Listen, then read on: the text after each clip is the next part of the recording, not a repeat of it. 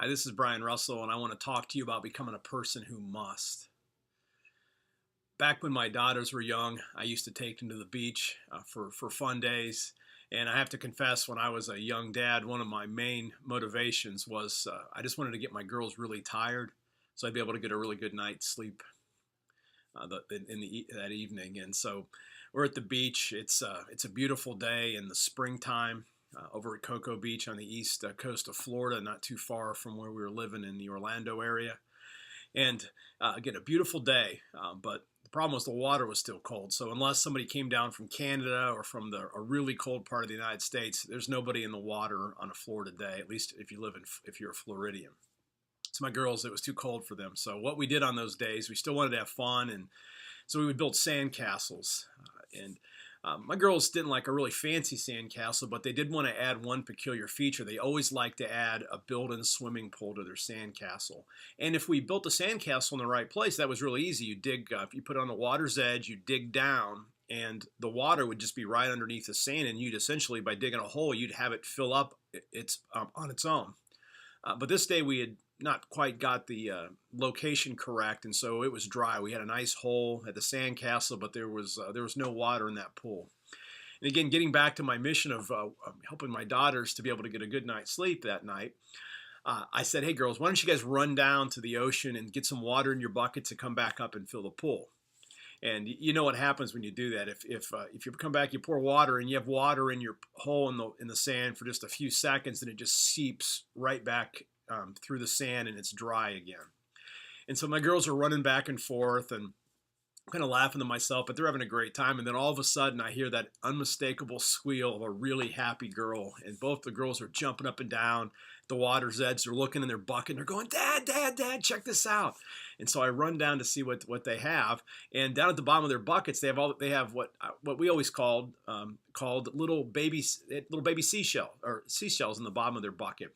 The locals call these things periwinkles, and these aren't just empty shells on the beach. These are actually little living creatures that in the springtime they're born, and you see them, they wash up on shore, and if you look down, they're wiggling frantically to bury themselves in the sand. Well, my girls had scooped them up, and they're looking down in their bucket, and they can see these little things alive, and then they said those infamous words that every father fears: "Dad, do we have a jar at home where we can keep them?"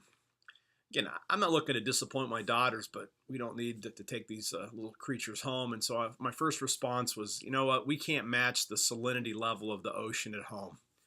Again, I have little girls, so that scientific explanation didn't get me very far. And so I quickly thought, I said, okay, girls, I want you both to turn around and look out at the ocean and tell me how big it is. Again, beautiful day. The sun is shining. It's blue sky. You can see for miles.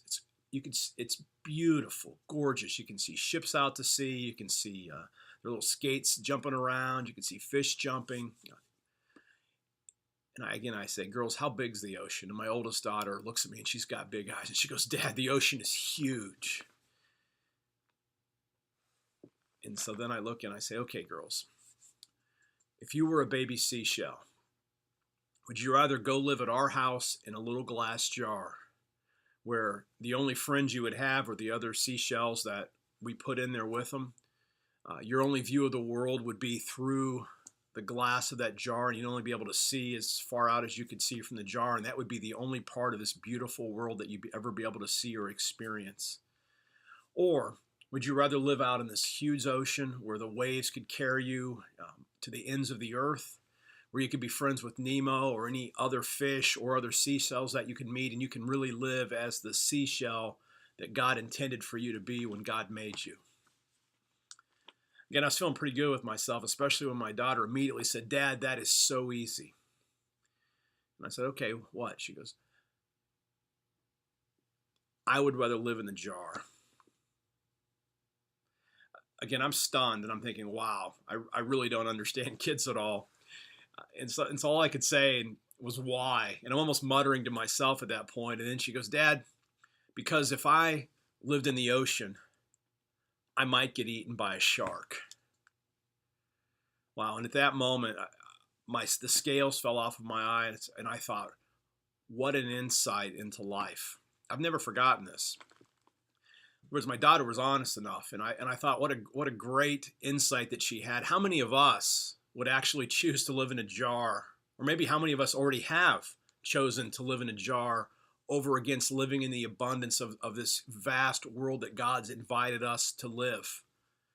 How many of us have settled for the ordinary out of fear instead of the extraordinary life that God created each one of us to live? How many of us have chosen to be a person of fear? Again, you might get eaten by a shark if you go into the ocean, but it's highly unlikely. How many of us let us fear control us over against the possibility of true joy by living the life that God created us to live by moment following Jesus into the world on mission? I want to read a quick text from Matthew. Because in this passage from Matthew 16, 21 to 23, we see Jesus being a person who must. And this comes right on the heels of Peter having this big confession. Jesus had asked his disciples who they said he was. And Peter steps up and says, you are the Christ, the Son of the living God.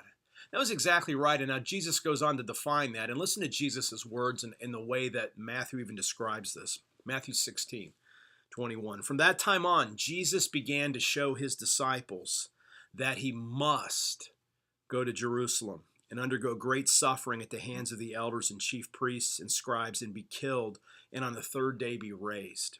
And Peter took him aside and began to rebuke him, saying, God forbid it, Lord. This must never happen to you. But he turned and said to Peter, Get behind me, Satan.